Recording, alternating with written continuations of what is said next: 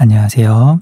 2022년 수능 특강 세계지리 15강 사하라 이남 아프리카와 중남부 아메리카 문제 해설 시작하겠습니다.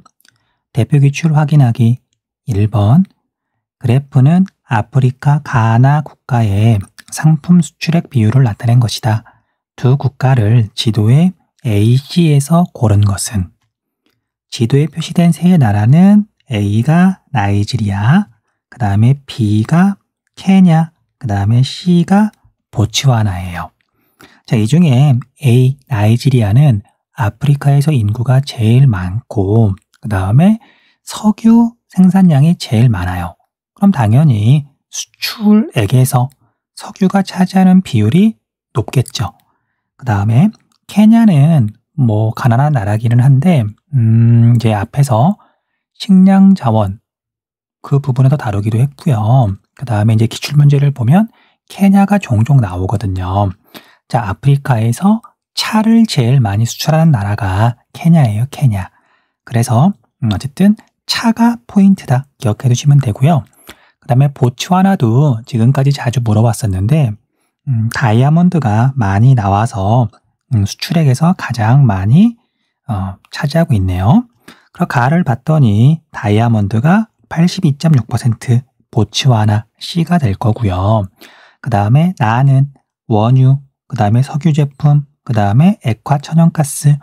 석유랑 천연가스는 같은 곳에 매장되어 있으니까 석유가 나오면 당연히 천연가스도 나오는 거죠. 그래서 나는 나이지리아 A가 되겠네요. 자, 정답은 C, A 4번. 2번 다음은 고대부터 현대까지 라틴 아메리카 도시 탐방 방송 대본의 일부이다. 촬영지가 있는 국가를 순서대로 지도에 A, C에서 고른 것은 첫 번째 촬영지는요. 이곳은 세계 3대 미항 중 하나로 알려져 있으며 포르투갈어라는 말이 나오니까 브라질이라는 건 알 수 있겠죠. 그리고 세계 3대 미항을 외울 필요는 없는데 아름답기로 손에 꼽히는 세 항구, 세계에서 보통은 이탈리아의 나폴리, 그 다음에 오스트레일리아의 시드니, 그 다음에 브라질의 리우데자네이루를 꼽아요. 꼽는 사람마다 자기 기준이 달라지면 다른 항구를 꼽기도 하는데 보통은 이 세 개 항구가 3대 미항이에요. 그 다음에 삼바로 유명하다 리우데자네이루, 그리고 2016년 하계 올림픽을 개최했고요. 지금 고3, 2022년에 고3이면 2016년에는 몇 학년이었죠? 초등학교 3학년이었나? 그럼 기억나겠네요. 그래서 2016년에 하계 올림픽이 브라질 리우데자네이루에서 열렸었죠. 그리고 인구는 약 1200만 명의 대도시며 1960년까지는 국가의 수도였다. 브라질의 수도였으나 내륙 지역 개발을 위해서 계획 도시를 만들고 새로 도시를 만들고 수도를 이전했어요. 그래서 브라질의 현재 수도는 브라질리아죠. 그것도 상식에서 알아두시면 좋을 것 같아요. 그래서 첫 번째 촬영지가 있는 국가는 브라질 B가 되겠네요. 그 다음에 두 번째 촬영지는 원주민어로 중심을 뜻하는 도시다. 원주민이 포인트가 되겠네요. 라틴 아메리카에서 원주민의 비율이 높은 나라가 두 개가 있죠. 하나는 페루, 그리고 하나는 볼리비아. 그것만 알고 있었어도 두 번째 촬영지는 페루라는 걸 알겠죠. 자, 설명 볼게요. 이곳은 마추픽추와 더불어 잉카 문명, 페루죠, 페루. 잉카 문명을 대표하는 고대 도시입니다. 과거 잉카 제국의 수도였으며 곳곳에 고고학적 유적들이 산재해 있어 유네스코 세계문화유산으로 지정된 도시입니다. 자, 과거 잉카 제국의 수도는 쿠스코예요. 쿠스코. 자, 그런데 지금은 페루의 수도가 어디냐면요. 해안가에 있는 리마예요. 에스파냐 애들이 이제 식민 지배하면서 당연히 이제 페루에 있는 자원 같은 걸 가지고 가야 되잖아요. 그래서 해안가 지역에 도시를 새로 만들었어요. 그게 리마예요, 리마. 자, 아무튼 쿠스코 기억 좀 해두세요. 그 다음 세 번째 촬영지, 에스파냐어로 좋은 바람을 뜻하는 도시다. 이곳은 유럽계 비율이 전체 국민의 80%를 상회하는 나라의 수도입니다. 라틴 아메리카에서 유럽계의 비율이 독보적이라기보다는 굉장히 높은 나라가 두 개가 있죠. 하나는 아르헨티나, 그리고 하나는 우루과이. 자, 과거에 유럽 각 지역으로 지하 자원을 운반하던 항구 도시로 이 도시 곳곳에는 유럽의 식민지배 흔적이 남아 있습니다. 자, 유럽계의 비율이 높으니까 아르헨티나 아니면 우루과이인데 이 문제에서는 우루과이는 표시가 안 되어 있죠. 그리고 에스파냐어로 좋은 바람을 뜻하는 도시는 부에노스아이레스예요. 아르헨티나의 수도죠. 자, 그래서 세 번째 촬영지는 C가 되겠네요. 자, 정답은 B, A, C. 3번. 수능 기본 문제 1번. 지도는 중남부 아메리카의 도시 분포를 나타낸 것이다. 이에 대한 설명으로 옳은 것만을 보기에서 고른 것은? 자, 숫자로 인구 수가 정확하게 표시되어 있는 건 아니라서 약간 애매하게 보일 수도 있어요. 그런데 설명 자체가 애매한 건 없으니까 보기 보면 어렵지 않게 정답을 찾을 수 있을 거예요. 자, 보기. 기억. 아르헨티나에서는 종주 도시화 현상이 나타난다. 종주 도시화 현상은 어떤 국가에서 인구가 제일 많은 도시, 1위 도시 또는 수위 도시라고 불러요. 그 다음 인구가 두 번째로 많은 도시, 2위 도시 또는 차위 도시라고 부르는데 1위 도시의 인구가 2위 도시의 인구의 2배보다도 더 많을 때, 그래서 특정 도시 하나가 지나치게 인구가 이렇게 많을 때, 집중되어 있을 때 이걸 종주 도시화 현상이 나타난다 그래요. 자, 영어로는 primary city라 그러는데 어쨌든 1위 도시, 수위 도시의 인구가 지나치게 많을 때 종주 도시화 현상이라고 부르는데, 자, 아르헨티나를 봤더니 수도인 부에노스아이레스는 1000만 명 이상이에요. 1000만 명 이상인데 그다음 아르헨티나에 있는 다른 도시들을 봤더니 500만 명에서 1000만 명 사이인 도시는 없죠. 바꿔 말하면 다 500만 명 미만이란 얘기잖아요. 그래서 아르헨티나는 부에노스아이레스가 수위 도시인데 종주 도시화 현상이 나타난다라고 볼 수 있죠. 자, 그래서 기억은 옳은 설명이네요. 그 다음 니은. 인구 1000만 명 이상의 도시는 모두 해안에 위치한다. 자, 해발 고도가 2250m, 2650m 이렇게 표시가 되어 있잖아요. 해안가라면 당연히 해발 고도가 2000m 그럴 수는 없잖아요. 그래서 멕시코시티, 그 다음에 보고타 이런 도시들은 해안가가 아니라 내륙에 있고요. 그 다음에 고산지대에 있어요. 그래서 니은은 잘못된 설명. 그 다음 3번. 콜롬비아의 수위 도시에서는 열대 고산 기후가 나타난다. 자, 콜롬비아는 여기가 콜롬비아죠. 콜롬비아의 수도 보고타, 열대 고산 기후, 옳은 설명이에요. 자, 나라 한번 간단하게 살펴볼까요? 콜롬비아가 이렇게 있고요. 그 밑으로 이렇게 적도가 지나가는데 적도가 지나가는 나라 에콰도르, 그 다음에 그 밑에가 페루, 그 다음에 볼리비아, 그 다음에 남북으로 긴 나라 칠레, 그 다음에 남쪽에 있는 큰 나라 아르헨티나, 그 다음에 브라질과 아르헨티나 사이에 있는 나라 우루과이, 그 다음에 여기 조그만한 내륙 국가는 파라과이예요. 그 다음에 여기는 베네수엘라고, 여기 있는 나라들은 굳이 이름까지는 우리가 알 필요는 없고요. 리을 볼게요. 대서양 연안보다 태평양 연안에 인구 500만 명 이상의 도시 수가 많다. 연안이라 그러면 해안가랑 비슷한 말인데, 자, 태평양 연안에는 인구가 500만 명이 넘어가는 도시가 리마 있고요. 그 다음에 칠레의 수도 산티아고인데 이름은 안 적혀 있네요. 2개 정도가 있네요. 자, 그에 비해서 대서양 연안은 부에노스아이레스, 리우데자네이루, 그 다음에 리우데자네이루는 여기고요. 상파울루 이것만 하더라도 이미 3개잖아요. 자, 그래서 설명이 잘못됐고요. 그래서 정답은 기억 디귿 2번이 되겠네요. 2번 볼게요. 지도의 가나 국가와 같은 공용어를 사용하는 국가를 지도의 AC에서 고른 것은? 라틴 아메리카는 대부분 에스파냐어를 쓰고요. 브라질은 포르투갈어를 쓰고 있죠. 그래서 칠레는 에스파냐어, 그 다음에 브라질은 포르투갈어. 자, 그리고 C가 에스파냐고요. B가 포르투갈이죠. 자, 그래서 가는 C가 공용어고요. C가 공용어고요. 그 다음에 나는 B가 공용어네요. 정답은 5번.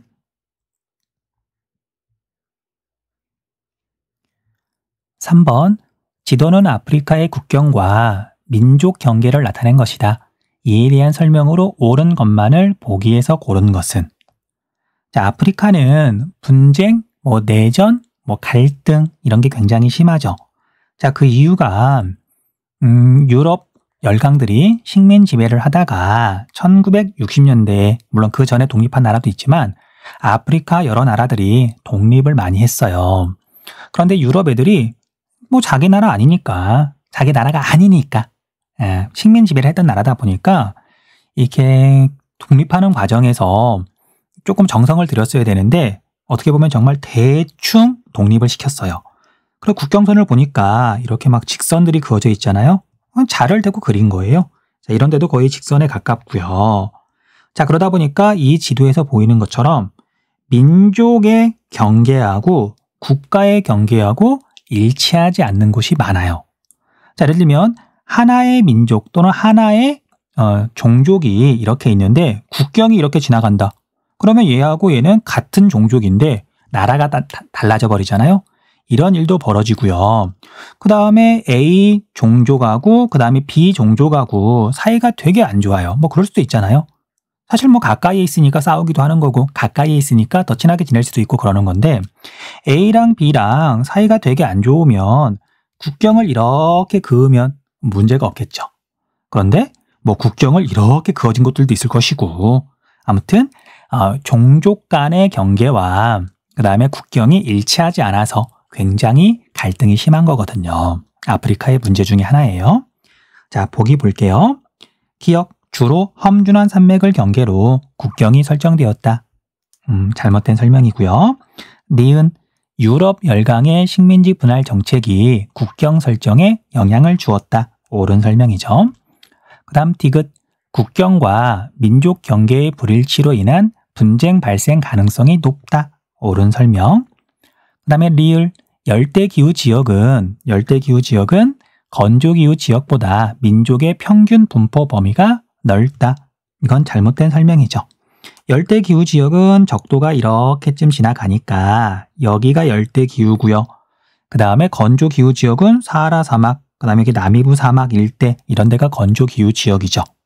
그냥 지도 보듯이 열대기후 지역이 민족의 평균 분포 범위가 좁아요. 열대우림은 교통이 되게 불편하거든요. 정글이잖아요. 그래서 멀리까지 보이지도 않고 그래서 종족이나 민족이 좁은 범위에 이렇게 분포한다. 그러니까 종족이나 민족이 많은 거죠. 자, 그리고 정답은 니은 디귿이니까 3번이 되겠네요. 4번.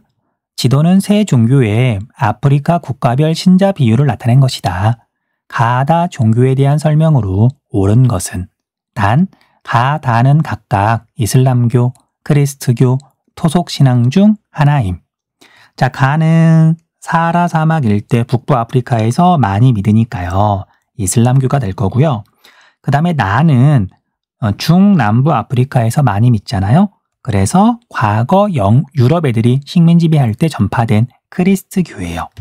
자, 포인트 하나를 더 잡자면 아프리카에서 원래 크리스트교를 믿었던 나라, 지금도 믿고 있는 나라 에티오피아죠. 그래서 에티오피아가 이렇게 표시가 되어 있으면 크리스트교예요.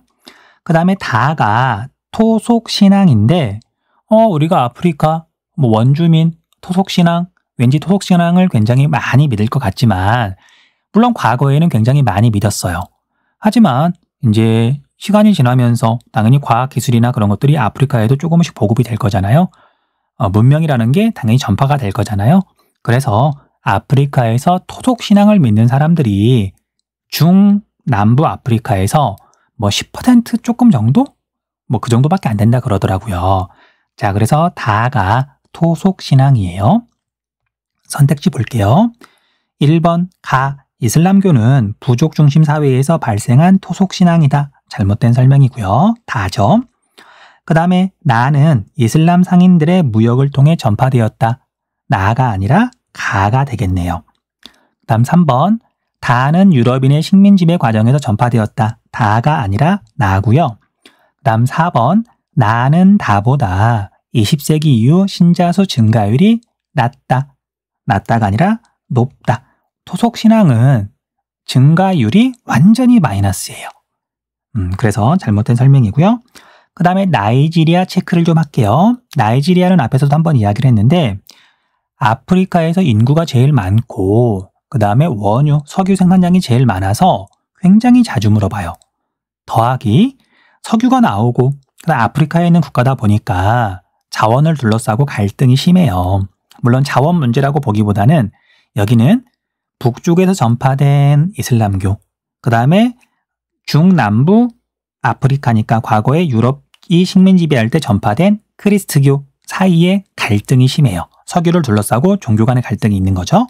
그래서 종교 간의 갈등이 있다. 그것까지도 알아두셔야 돼요. 여기가 나이지리아죠. 여기가 나이지리아죠. 그러니까 나이지리아는 이슬람교와 크리스트교 사이에 갈등이 있다.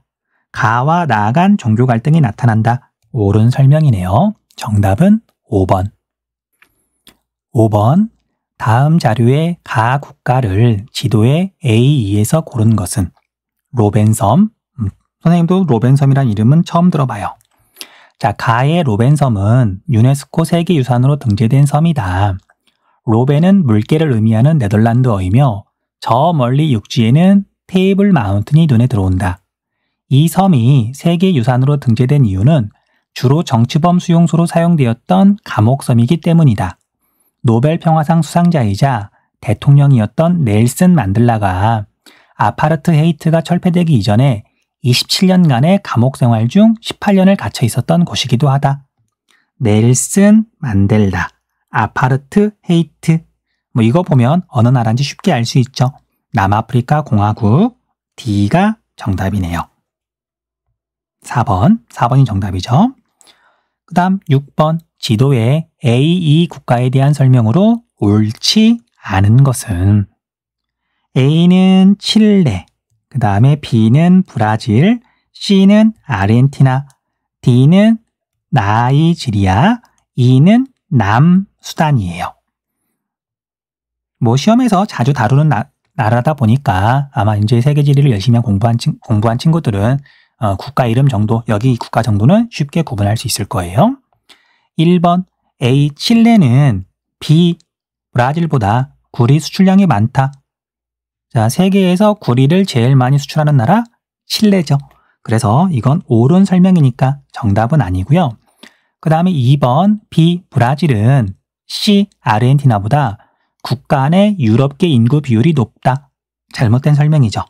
아르헨티나 그리고 우루과이는 유럽계의 비중이 굉장히 높고요. 비율이 굉장히 높고 브라질도 라틴 아메리카에 있는 다른 국가보다는 유럽계의 비율이 높긴 한데 약 50% 정도예요.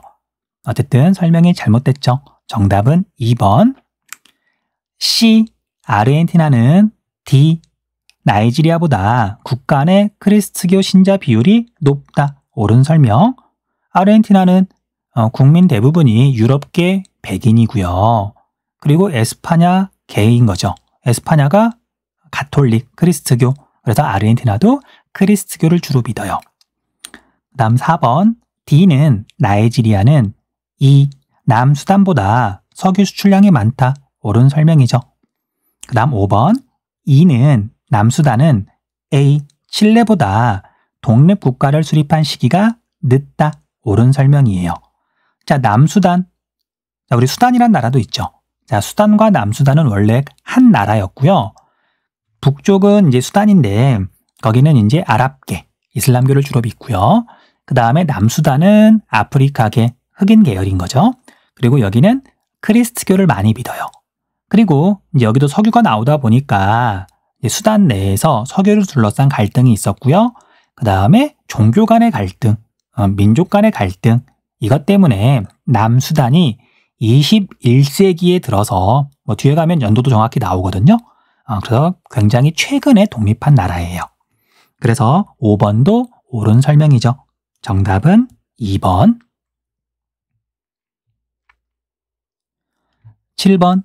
다음 자료의 가나에 들어갈 내용을 보기에서 고른 것은 브라질 내 아마존 분지의 열대림 분포 변화 1985년하고 2017년을 이렇게 비교했더니 열대림의 분포가 이쪽이 많이 희미해졌죠.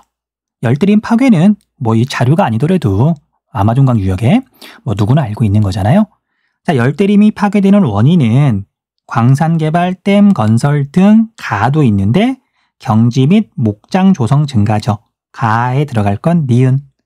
특히 소를 키우기 위해서 열대림을 많이 베어내요. 자, 우리가 소를 제일 많이 사육하는 나라가 소부인, 소는 브라질과 인도였잖아요. 그래서 가에 들어갈 건 니은. 정답은 3번 아니면 4번이 되겠네요. 그 다음에 이렇게 나무를 베어내면 어떤 문제, 어떤 영향이 생기냐, 영향이 나타나냐. 여기는 토양 침식의 가속화, 디귿이 되겠네요. 식물이 줄어드는 거니까. 자, 그래서 정답은 3번이 되겠네요. 3번. 8번.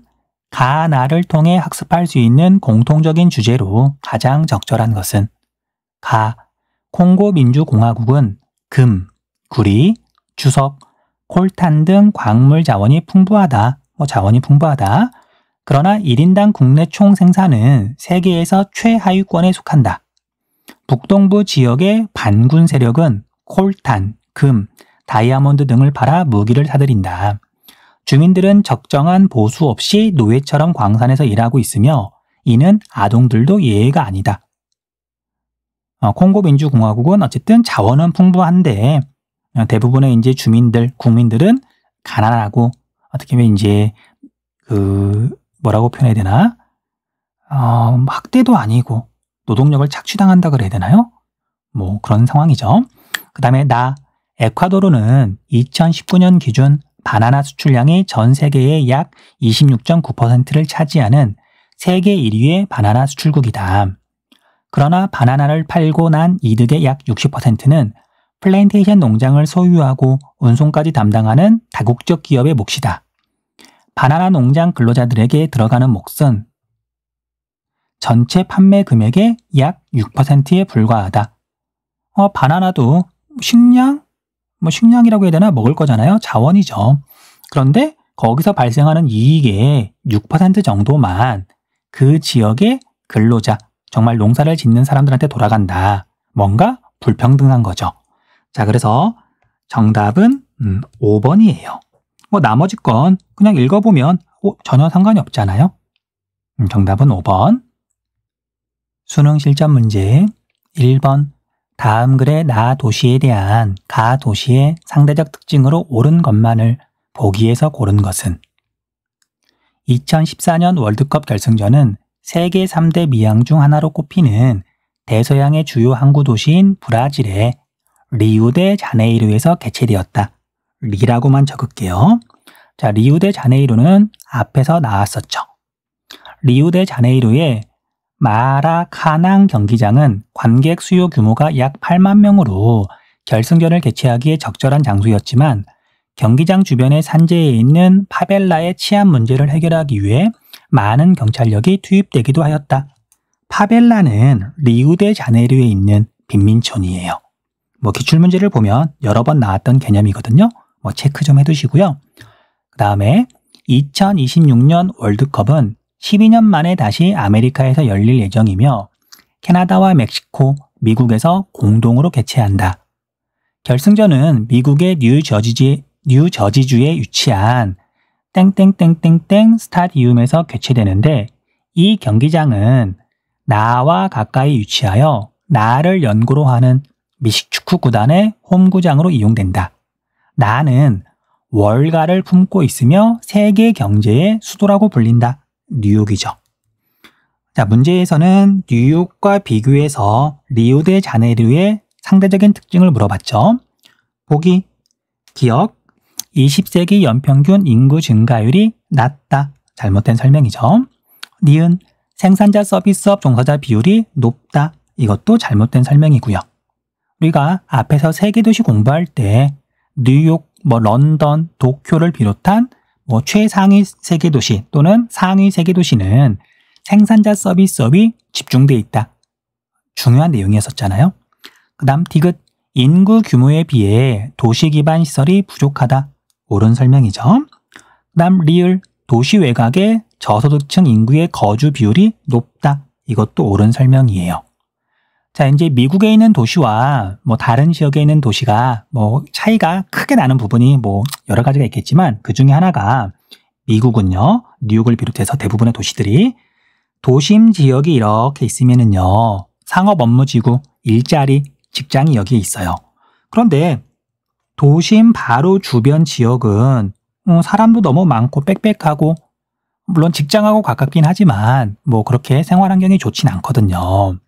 그래서 미국은 교통도 발달했고 그리고 정말 부자들은 뭐 개인 헬기를 이용하기도 하고 도로교통 좋고요. 뭐 자가용 많이 보급되어 있고 뭐 출퇴근하는데 전혀 문제가 없다 보니까 부자들이 도심 주변이 아니라 도심에서 멀리 떨어진 근교 지역 이런 데로 나와서 넓은 곳에 쾌적한 환경에서 이렇게 커다란 집을 짓고 이렇게 살죠.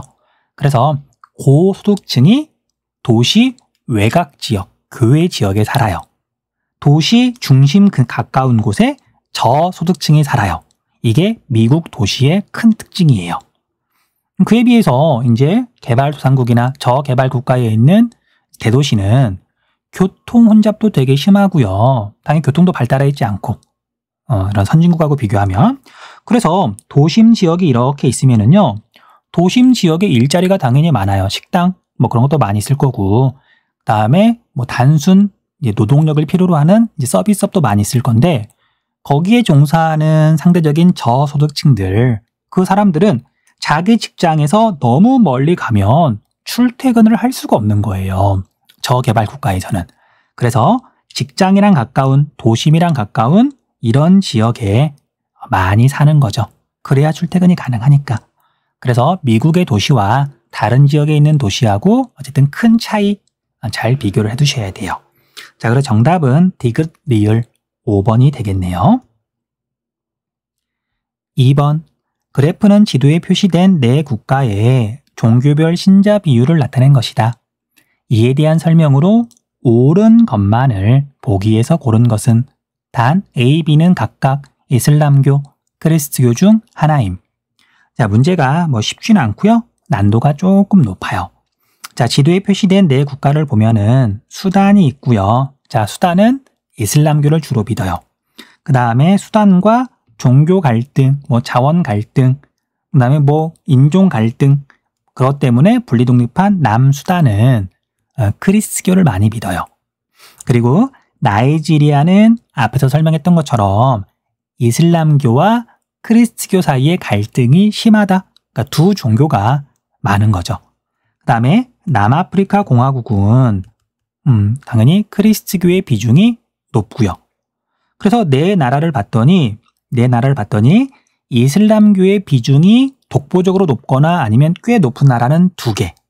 수단과 나이지리아. 그 다음에 크리스트교의 비중이 독보적으로 높거나 아니면 어쨌든 높은 나라는 3개. 나이지리아, 남수단, 그 다음에 남아프리카 공화국. 자, 그래서 A, B 중에요. B는 2 나라에서 존재감이 확실하고 A는 3 나라에서 존재감이 확실하죠. 그래서 A가 크리스트교고요. B가 이슬람교예요. B가 이슬람교예요. 자, 그 다음에 가는 이슬람교가 대부분이니까 가는 수단이고요. 그 다음에 나는 이슬람교하고 크리스트교의 비중이 비슷하죠. 갈등이 심하겠죠. 그래서 나가 나이지리아예요. 그 다음에 다하고 라하고 이렇게 봤더니 사실은 이제 뭐 정답을 보거나 그러기 전에 다하고 라를 구별하는 건 사실 뭐 조금 어려워요. 사실 뭐 고등학생 수준에서 이것만 보고 딱 구별하기는 사실 불가능하죠. 자, 그런데 우리가 앞에서 분포 지역을 표시한 지도가 나오고 크리스트교, 이슬람교, 토속신앙을 물어봤던 문제 있죠. 거기에 보면 토속신앙의 비율이 꽤 높은 나라가 남수단이었어요. 물론 이게 앞에 문제가 나왔으니까 설명도 이렇게 하는 거지. 타와 라를 보고 어떤 게 남아프리카 공화국이고 어떤 게 남수단이냐 물어보면 뭐 어떻게 알아요, 고등학생이. 자, 그래서 보기 이 설명도 다와 라를 구분하지 않더라도 정답을 찾을 수 있게 그렇게 구성되어 있어요. 자, 아무튼 다는 남수단이고요. 라는 남아프리카 공화국, 보통 남아공이라고 말을 하죠. 자, 보기 볼게요. 가는 나보다 인구 밀도가 높다. 잘못된 설명이죠. 뭐 국토의 면적은 수단이 더 넓은데 인구는 나이지리아가 아프리카 1등이라 그랬잖아요. 거의 2억 명 가까이 돼요. 자, 그래서 기억은 잘못된 설명이고요.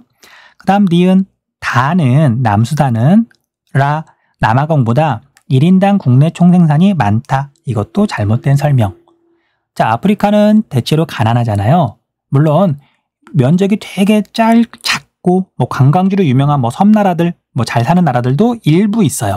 그런데 면적이 넓은 나라 중에 그나마 먹고 살만한 나라는 남아프리카 공화국 정도밖에 없어요.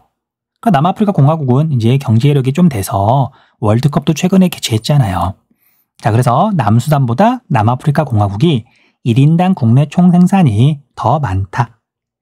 참고로 아프리카에서 제조업이 제일 발달한 나라가 남아프리카 공화국이에요. 뭐 사실 이유는 과거에 유럽 국가들이 아프리카를 식민지배할 때 열대 우림 기후 지역이나 아니면 건조 기후, 뭐 사막 같은 데는 사람 살기 힘들잖아요. 특히 열대 우림 기후 지역, 열대 기후 지역은 워낙 풍토병도 많고 그래가지고. 하지만 남아프리카 공화국은 남서쪽은 뭐 지중해성 기후, 그 다음에 동부 지역은 여기가 서한해양성 기후, 온대 기후가 나타나거든요. 그래서 실제로 유럽 사람들이 많이 이주해 왔어요. 뭐 기후가 유럽이랑 크게 다르지 않으니까. 그러다 보니까 남아프리카 공화국이 아프리카 다른 나라들하고는 성격이 조금 달라요. 백인의 비율이 높은 거죠. 유럽계의 비율이. 자, 아무튼 니은은 잘못된 설명이고요. 디귿 나이지리아에서 A는 남부지역, A 크리스트교는 남부지역, 그 다음에 B 이슬람교는 북쪽 사하라 사막 쪽, 거기서부터 전파가 돼서 내려온 거니까 나이지리아를 기준으로 북부 지역이 이슬람교 신자 비율이 높아요. 그런데 뭐 이것까지 알아야 되나? 몰라도 되죠.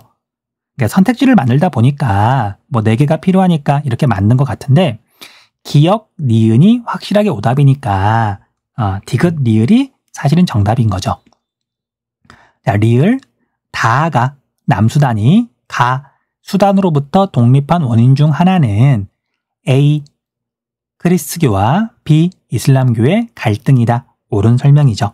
정답은 5번. 3번 다음 자료는 중남부 아메리카 내 인구 상위 10개 도시의 인구와 위치를 나타낸 것이다. 이에 대한 설명으로 옳은 것만을 보기에서 고른 것은 뭐 10개 도시가 분포가 이렇게 되어 있고요. 뭐 인구수, 뭐 도시 이름, 국가, 뭐 이렇게 자료를 보고 뭐 판단하는 문제네요. 보기 볼게요. 제시된 국가의 수위 도시는 모두 해당 국가의 수도이다. 이건 예외를 찾으면 되는 거죠. 브라질의 수위 도시는 상파울루, 인구가 2천만 명이 넘어가네요. 하지만 브라질의 수도는 브라질리아. 그래서 기억은 설명이 잘못됐네요. 그 다음 니은 제시된 도시의 절반 이상은 최하늘 평균 기온이 18도씨 미만이다. 열대 기후 지역이 아니다. 자, 그래서 제시된 도시들 중에 열대 기후 지역을 찾으면 되겠죠. 물론 이제 강수량은 표시가 안 되어 있긴 하지만 자, 그래서 여기에 표시된 도시들 가운데 열대 기후 지역에 있는 도시는 적도가 이렇게 지나가니까 대략 여기쯤에 있는 도시예요. 하지만 콜롬비아의 수도 보고타는 열대 고산 기후죠. 그리고 얘는 열대 기후가 아니죠. 최하늘 평균 기온이 18도씨 미만인 거죠. 지금 설명이 약간 꼬였네요. 다시 할게요. 미안해요. 자, 우리가 설명이 니은을 봤더니 제시된 도시의 절반 이상은 최하늘 평균 기온이 18도씨 미만이다. 그래서 10개 도시 가운데 열대 기후 지역에 있는 도시가 몇 개인지만 찾아보면 되는 거죠. 그래서 적도가 이렇게 있으면 뭐 강수량하고 상관없이 최하늘 평균 기온이 18도씨를 넘어가는 도시는 리마. 여기는 해안가거든요. 한번 찾아봐야 되나? 한류가 흐르기 때문에 확인해 봐야 되긴 하겠지만 어쨌든 18도씨가 넘어갈 가능성이 높고요. 워낙 적도에 가까이에 있으니까. 그 다음에 브라질에 있는 이 세 도시 열대기후 지역에 있죠. 자, 그리고 뭐 칠레나 아르헨티나에 있는 이 도시들, 그 다음에 여기 북아메리카에 있는 도시들은 전부 다 열대기후는 아니고요. 그래서 아무리 넓게 잡아도 리마, 그 다음에 브라질에 있는 세 도시 해가지고 4개만 열대기후에 해당하겠네요. 최대, 맥시멈. 자, 그래서 니은은 옳은 설명이에요. 나머지 6개는 18도씨 미만이다. 최하늘 평균 기온이 옳은 설명이고요. 그 다음에 디귿, 멕시코와 아르헨티나, 콜롬비아에서는 모두 종주 도시화 현상이 나타난다. 자, 멕시코에서 인구가 제일 많은 도시는 멕시코시티, 2천만 명이 넘어가네요. 자, 두 번째로 인구가 많은 멕시코 도시는 과달라하라, 500만 명 정도니까 무려 4배 정도가 차이 나네요. 종주 도시화 현상이 뚜렷하게 나타나고요. 그 다음에 아르헨티나는 부에노스아이레스가 약 1,500만 명. 그런데 10위 안에 아르헨티나 도시가 없죠. 그런데 10위 도시가 470만 명이니까 아르헨티나도 종주 도시화 현상이 뚜렷하게 나타나네요. 그 다음에 마지막으로 콜롬비아는 보고타 1,000만 명이 넘어가는데 역시 10위 안에 콜롬비아 도시는 없죠. 보고타밖에 없죠. 그래서 아르헨티나랑 마찬가지로 종주 도시화 현상이 나타난다. 그래서 디귿도 옳은 설명이네요. 리을, 브라질은 멕시코보다 국가 총인구에서 수위도시 인구가 차지하는 비율이 높다. 자, 브라질과 멕시코는 수위도시의 인구가 거의 비슷해요. 그런데 총인구는 브라질은 약 2억 명, 인구가 굉장히 많은 나라죠. 그 다음에 멕시코는 일본하고 비슷하다 그랬어요. 일본이 1억 3천만 명이 조금 안 되거든요. 멕시코도 약 1억 3천만 명 정도. 그래서 수위도시 인구는 비슷한데 총인구가 다르니까 리을은 설명이 잘못됐죠. 정답은 3번이 되겠네요. 4번, 그래프는 아프리카 세 국가의 상품별 수출액 비율을 나타낸 것이다. 가, 다에 해당하는 국가를 지도에 AC에서 고른 것은? 가 국가는 다이아몬드가 굉장히 많네요. 자, 이거 앞에서도 나왔었고요. 기출문제에서도 자주 다뤘죠. 자, 그래서 가 국가는 보츠와나예요. 그 다음에 다를 봤더니 차가 1등이에요. 아프리카에 있는 국가 가운데 차를 이렇게 존재감 있게 수출하는 나라는 하나밖에 없어요.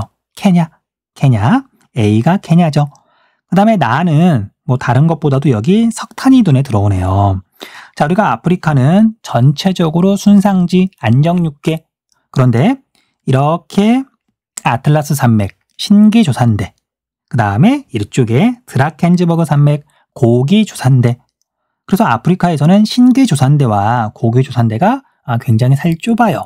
그런데 우리가 고기조산대에서 나오는 지하자원이 석탄. 그래서 아프리카에서 석탄을 이렇게 존재감 있게 수출하는 나라는 남아프리카 공화국밖에 없어요. 기억해 두세요. 자, 그래서 나 국가는 C, 남아프리카 공화국, BCA니까 정답은 4번이 되겠네요.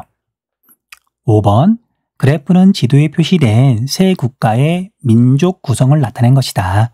이에 대한 설명으로 옳은 것은 단 A, D는 각각 아프리카계 원주민, 유럽계 혼혈 중 하나임.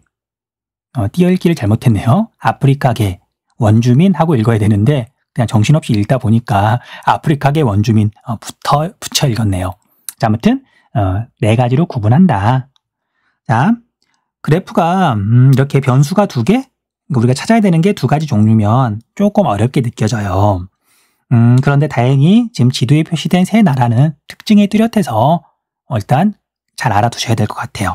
자, 먼저 그리고 뭐 그것만 알면 구분하는 건 어렵지 않고요. 자, 우리가 아르헨티나는 유럽계 백인의 비율이 80%가 넘어가요. 그러니까 4가지 이렇게 뭐 민족 중에, 인종 중에 어느 하나의 비율이 독보적으로 높다. 80%가 넘어간다.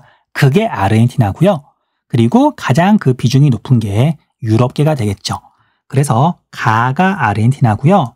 그 다음에 D가 유럽계예요.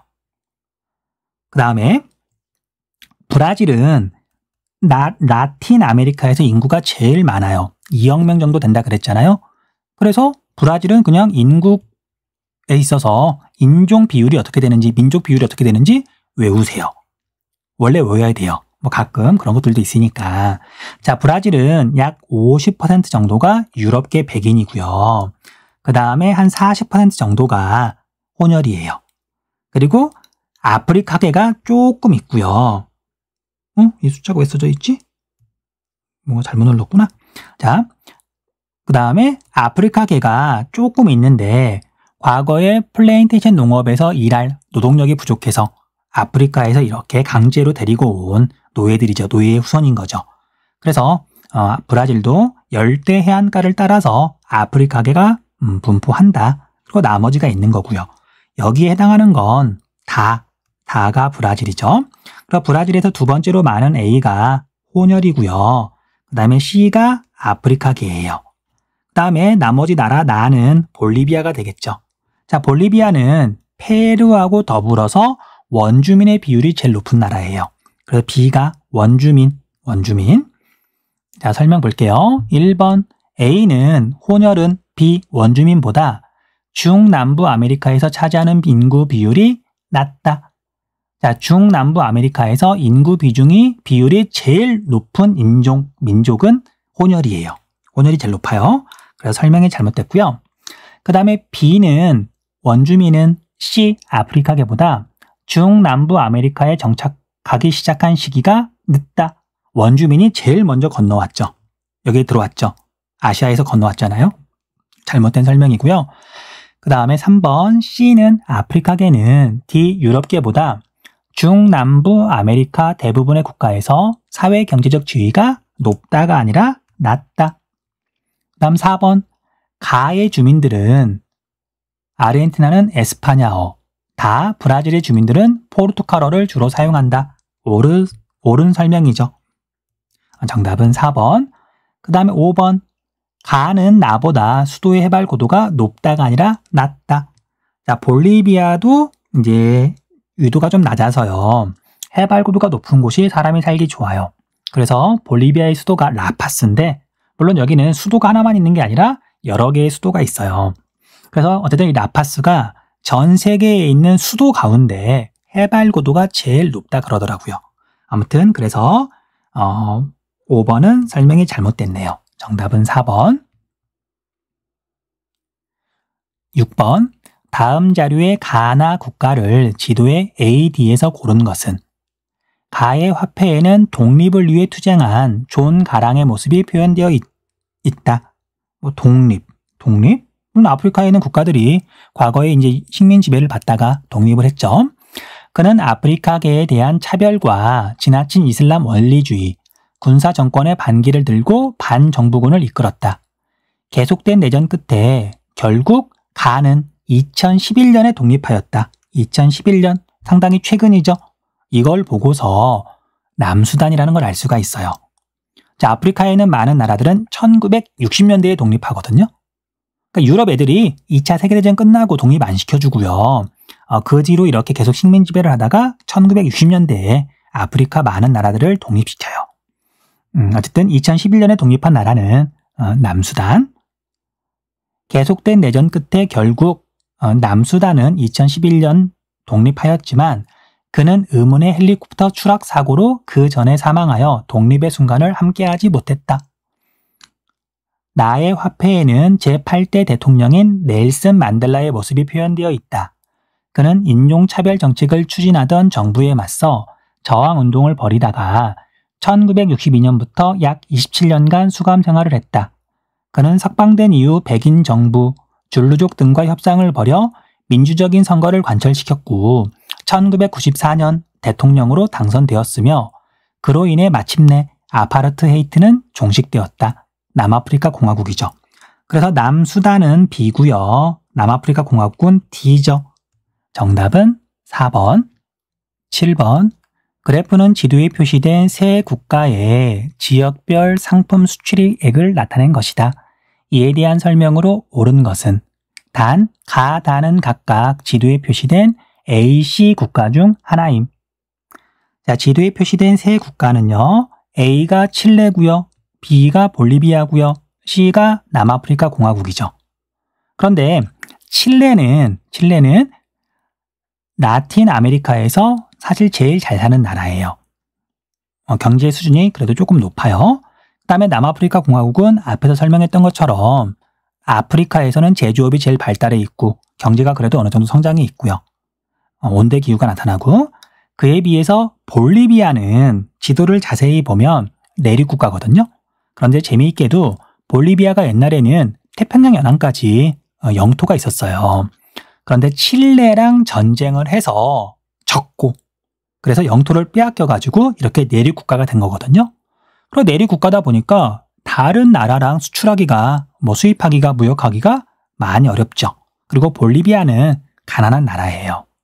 자, 그래서 이런 정보를 바탕으로 일단 다른 나라에 비해서 수출 수입 규모가 훨씬 적은 가가 볼리비아고요.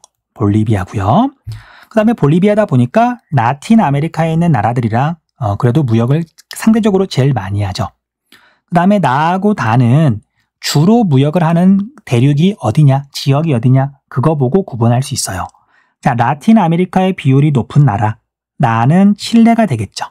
그에 비해서 다는 다른 대륙하고 비교하면 라틴 아메리카의 비율이 굉장히 낮잖아요. 그래서 다가 남아공이 되겠네요. 자, 나머지는 그냥 이렇게 자료를 보고서 분석하면 되는 거라서 쉽게 정답을 찾을 수 있을 거예요. 1번, 가는 아프리카에 위치한다. 아프리카가 아니라 라틴 아메리카. 2번, 나는 칠레는 다 남아프리카 공화국보다 구리 수출액이 많다. 옳은 설명이죠.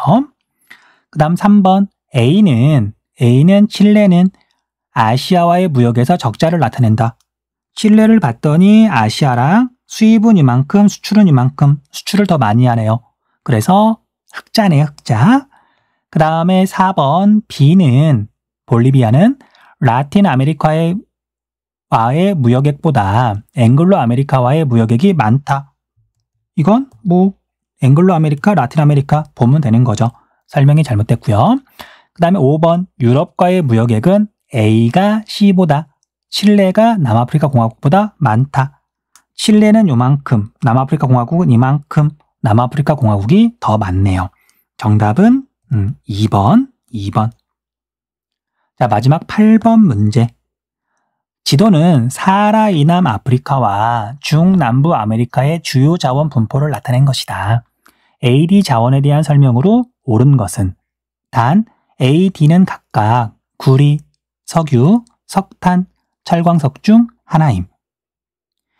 자, 이제 이 문제가 앞에 내용 설명 부분에 자료가 나와 있기는 해요. 그런데 A, B, C, D를 완벽하게 구분하는 건 좀 어려워요. 물론 다 구분하지 않아도 확실한 것만 가지고도 정답을 찾을 수 있긴 한데 어쨌든 나왔으니까 그래도 한 번쯤 더 살펴볼게요. 자, 먼저 A는 다른 지역보다도요. 나이지리아를 비롯해가지고 아프리카, 여기가 기니만이거든요. 이렇게 들어와 있는 데가. 여기 쪽에 A만 있잖아요. 자, 그걸 보고서 A는 석유라는 걸 알 수가 있어요. 자, 그 다음에 C는 다른 지역에는 없는데 여기 쪽에 이렇게 좀 몰려있죠. 여기도 하나 있긴 하지만 남아프리카 공화국에 몰려있다. 그래서 C가 석탄이에요. 자, 그러면 철광석하고 구리를 구분하면 되는데 자, 우리가 구리는 칠레를 봤더니 네모도 있고 B도 있고 D도 있죠. 물론 네모가 더 많으니까 B가 더 많으니까 B를 구리라고 봐야 되나? 좀 애매하죠. 그 다음 철광석은 브라질, 순상지, 브라질도 세계적인 그런 철광석 수출 국가거든요. 그런데 브라질을 봤더니 B가 하나가 있고 D가 두 개가 있어요. 표시를 하려면 조금 이렇게 명확하게 하든지. 물론 브라질에 D가 더 많으니까 D가 철광석이라고 볼 수도 있는데 이게 여기 있으니까 참 이게 사람이 좀 헷갈리더란 말이죠. 자, 그리고 우리가 만약에 B를 칠레에 많으니까 구리라고 본다면 아프리카에 이렇게 있는 구리는 또 어떻게 봐야 되는지. 자, 물론 구리는 화산 활동하고 관련이 있어서 동아프리카 지구대 뭐 구리가 나올 수 있죠. 그런데 어쨌든 이게 좀 명확하게 하면 좋을 텐데, 그런데 앞에서 말했던 것처럼 이 자료가 내용 설명 부분에 그대로 나와요. 그러니까 이제 출제를 한 것 같은데 뭐 조금은 아쉽네요. 자, B가 구리고요. D가 철광석이에요. 자, 물론 B하고 D를 정확하게 구분하지 않아도 정답은 찾을 수 있어요. 1번 A는 고기 습곡 산지에서 산지에 주로 분포한다. A는 석유, 신기 습곡 산지 또는 신기 조산대의 주변에 주로 분포하죠. 그 다음에 2번 C는 석탄은 제철 공업의 주 원료이며 산업의 쌀이라고 불린다. 석탄이 뭐 산업의 쌀 아니죠. 그 다음 3번 나이지리아는 C 석탄보다 A 석유의 수출액이 많다. 옳은 설명이죠. B하고 D를 구분하지 않아도 정답은 찾도록 구성해놨어요. 4번 브라질은 D 철광석보다 B 구리의 생산량이 많다. 설명 반대로 되어 있죠. 그 다음 5번 A와 B는 광물자원. 자, 광물자원은 구리하고 철, B하고 D고요. 그 다음에 에너지 자원은 A 석유, C 석탄. 설명이 잘못됐네요. 정답은 3번. 자, 여기까지 해서 15강 문제 해설 마쳤고요. 자, 이제 수능 특강이 16강까지 있죠. 자, 마지막 강으로 돌아오겠습니다. 네, 수고하셨습니다.